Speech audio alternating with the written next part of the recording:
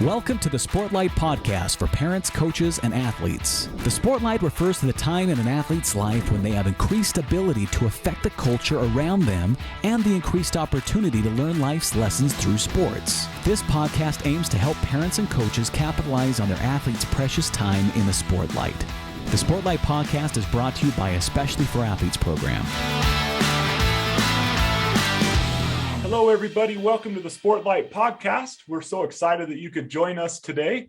And today we're just going to hop right in and we're going to talk about one of the main things we talk about with athletes when we go and meet with them. And that is the relationship between talent and hard work. And so when we say talent, what we're talking about is the stuff that an athlete is born with. You know, the extra hand-eye coordination, the size sometimes, the speed. So all of these things an athlete might bring with them to a sport. And we know that size and speed and hand-eye coordination, all of those things could be worked on, but to a certain degree, those who are successful at the highest levels, they kind of brought those things to earth with them and then they developed them. So for example, LeBron James, he has not accomplished more than I have on the basketball court just because he outworked me, right? I mean, he brought a 6'8" coordinated, strong, fast, leaping frame to this earth. And then, of course, he has worked insanely hard to perfect that. But I could have worked as hard as LeBron James worked, and I would never have got to that level. And so we try to point that out to athletes, that there is this, we call it the reaction zone. Dr. Sheldon Martin has been on our podcast and talked about that there is a ceiling for people, and some people's ceiling, no matter how hard they work or whatever, is going to be lower than someone else's, even if they don't work hard, just because of those God-given gifts that they bring to this earth. And so work ethic is what we bring to the experience. When we talk about work ethic, we point out that this is the stuff that is within our control. And so it entails the hours of work and focus and conditioning and drilling that we bring to something in addition to those God-given talents. So these two dimensions, talent and hard work, combine to create a framework that we like to talk about with athletes. And so it helps to understand the relationship between these two things. And so I want to put up a diagram right now for those of you who are watching on YouTube. And for those of you who are listening to the podcast, I'll try to include something in the show notes, but I'll try to describe this diagram for you. The diagram creates 4 boxes, if you think of 4 boxes. So with talent, low to high arrayed across the top of the diagram, and hard work, low to high arrayed up and down on the side, you get 4 boxes. And those boxes are the most important part, not the diagram. Okay, so box number 1 is low talent, low work ethic. Box number 2 is high talent, low work ethic. Box number 3 is low talent, high work ethic. And box number 4 is high talent and high work ethic. And so I just want to spend some time. And when we go and we talk to a group of athletes, we spend time in each one of these boxes, right? So box number 1, let's talk about this box that no one wants to be in, right? The box of low talent and low work ethic. So I don't think that this box relates to too many of you who are listening to this podcast, of course, because, you know, if you're interested enough to listen to this podcast, and if you're an athlete right now, then you probably give a little bit more work ethic. But let's just talk about this box because I do think that it's important. Okay, so someone who is in this box is probably not even going to play a high school sport, because a high school sport requires at least, you know, some form of talent or at least some level of work ethic to make a high school team. But there are some high school teams that I could think of where kind of everyone who comes out makes the team, right? Even some football teams are like that. They might not play much in the game, but if they come out and they want to wear the jersey and they're willing to go through and work in practice, then they could be on the team. Cross country might fit into that, from some of the experiences that I've seen. Okay. And so sometimes a young person just wants to be part of something, and they will therefore land in this box. But I think that there's a few things that would be good to point out about this box. First of all, it's only an athlete's choices that land them in this box. Everyone can choose to work hard. That is within their control. So if you find yourself in this low talent, low effort box, if that's where you're landing right now, it's good just to realize that, well, I'm choosing to be here because I may not have a lot of talent, but it's only my choices that keep me from working hard. And so that's just something to think about if you find yourself in that box. The second box, this one may be the saddest box. So we'll call this box high talent, low work ethic. And so you probably would have someone come to mind as we talk about this box. Someone who just is super talented. They're just innately good at the sport. They just have incredible hand-eye coordination or incredible speed, or they could jump out of the gym or whatever it might be. But they just never put in the effort necessary to really excel. And so they could have done so much with what they have had, but they fizzle out.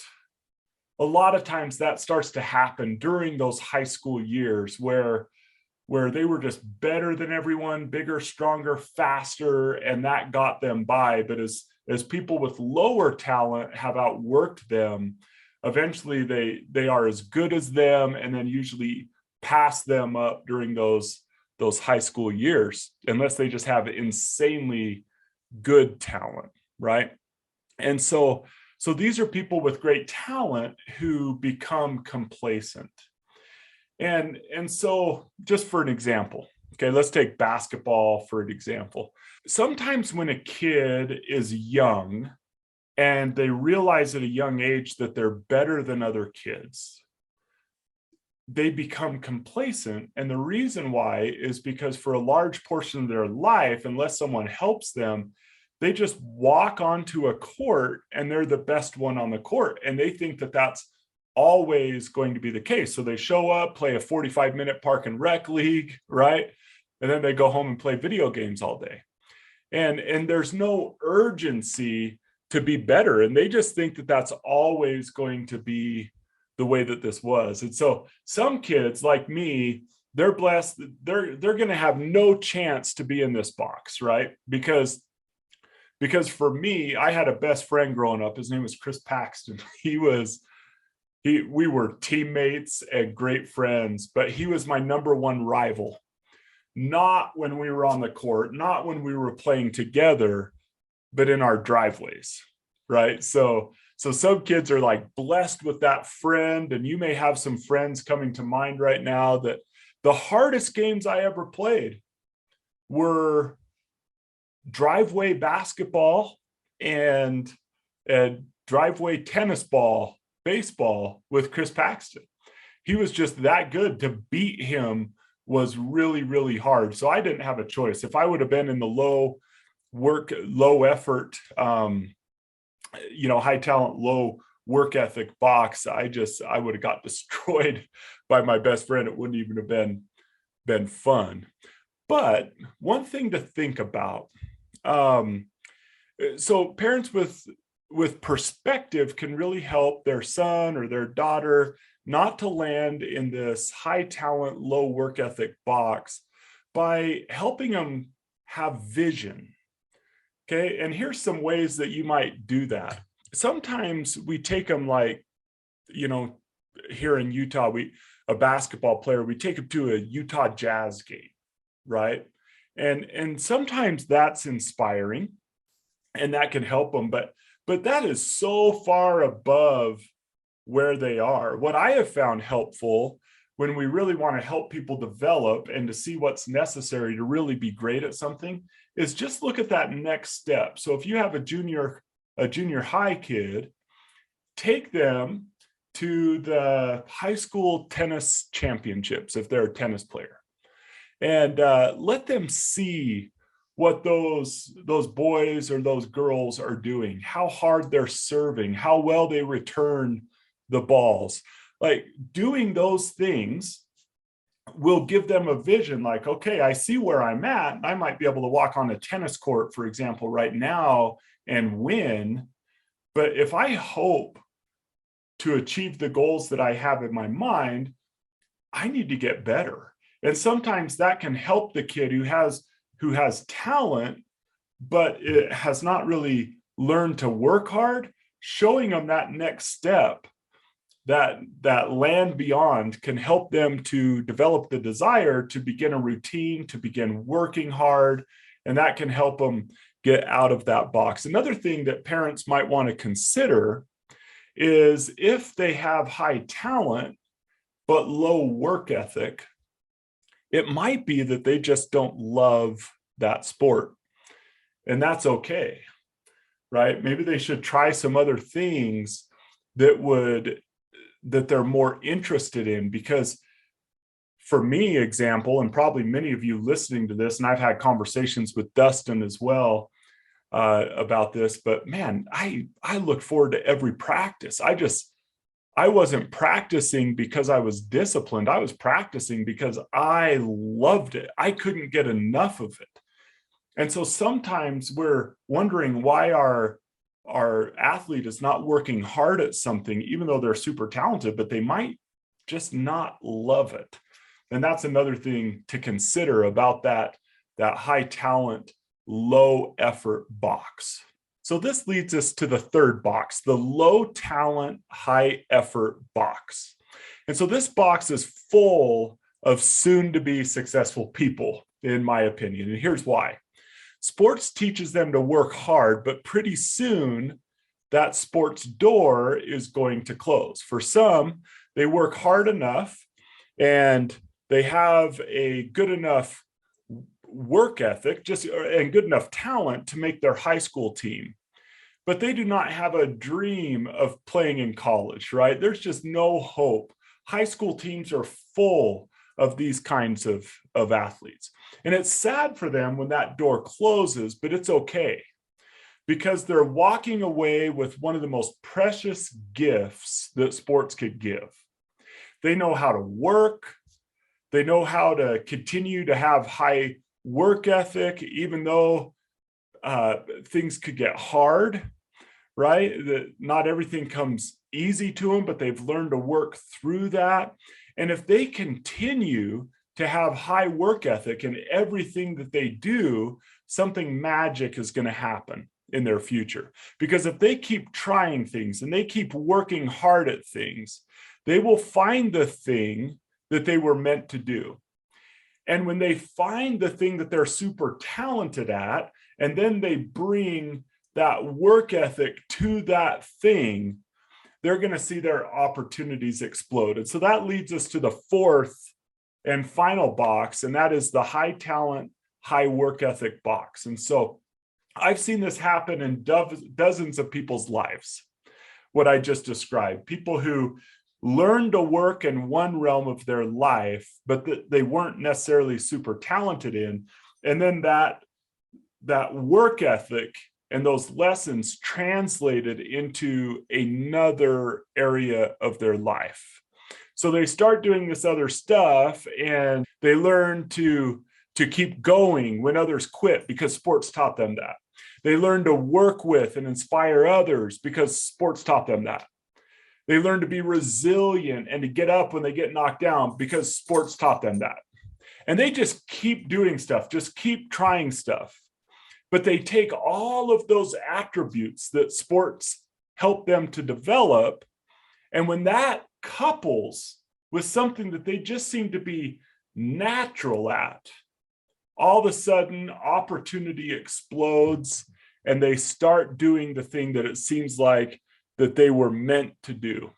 And so my experience has taught me that hard workers will eventually end up in box 4. They eventually will find the thing that they love, the thing that they're super talented at. And then as soon as they do that, like I said, boom, opportunities explode in their life. And so as Dustin and I have spent time with athletes all over the country, as we have presented to all of these high schools, this is one concept that we try to teach them, that work ethic is always within their control.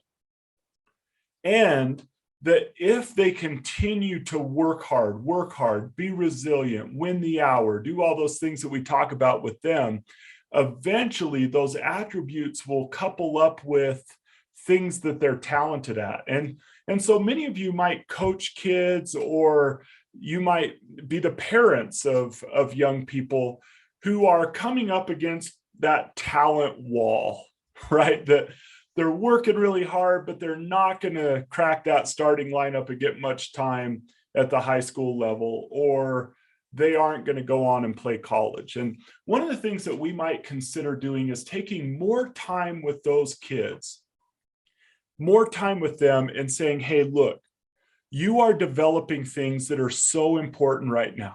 Let me be honest with you. You're not going to play college basketball, but you have worked insanely hard.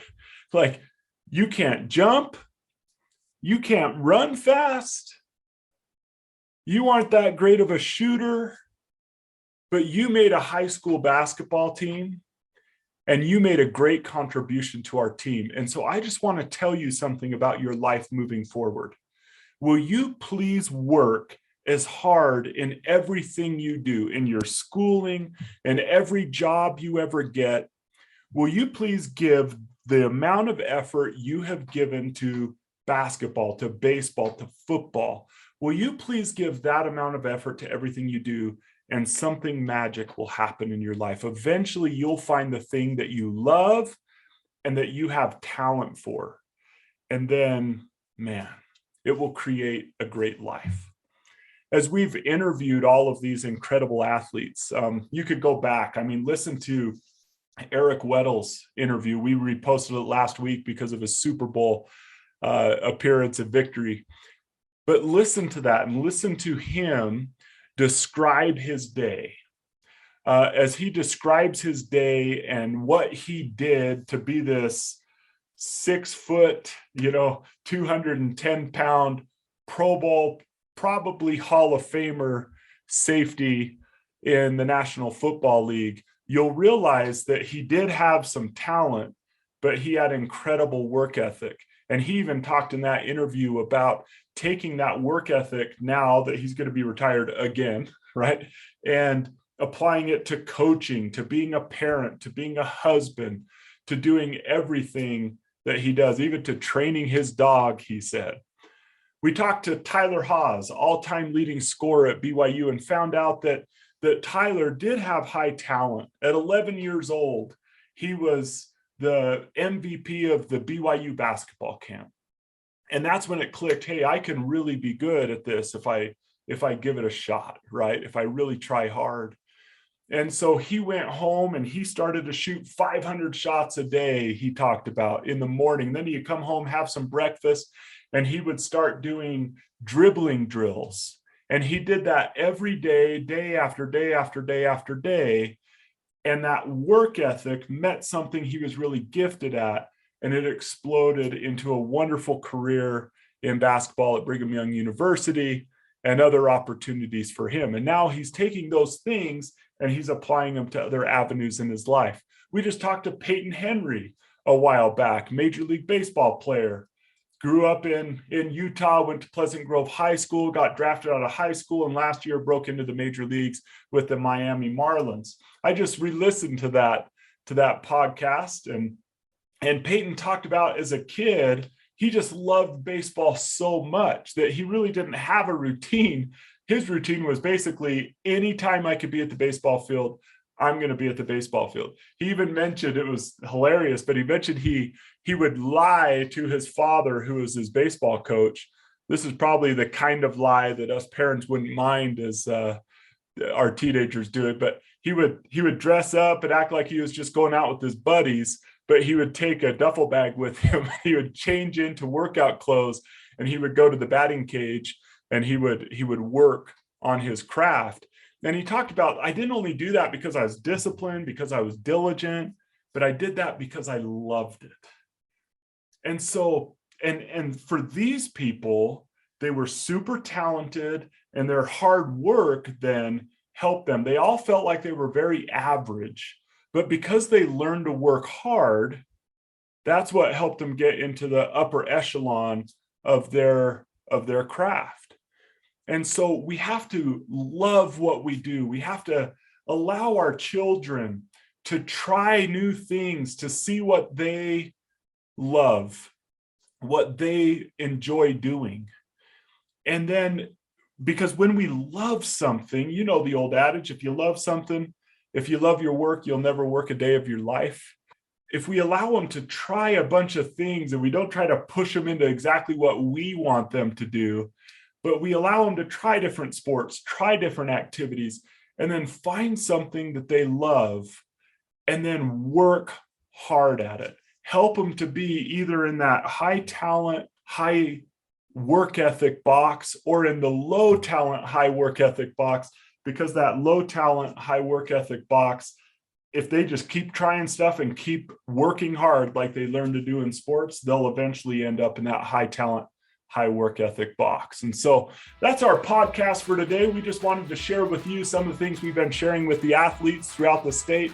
We have some super exciting things coming up. We'll be announcing some dates where we're going to have some gatherings here in Utah where athletes could come, and we're going to do some little leadership conferences with some athletes, and we're really looking forward to those. We'll announce those on further podcasts and on our social media. We sure hope that you will subscribe to this podcast, rate it, share some comments with us. And if you have any thoughts or any ideas, any questions you would like us to explore on this podcast, we'd love to pull in some experts and answer your questions. So thank you so much for joining the Sportlight podcast today. Keep your eyes up and do the work. This has been the Sportlight podcast from Especially for Athletes, sponsored by Coca-Cola. You can learn more about Especially for Athletes by visiting the website at especiallyforathletes.org.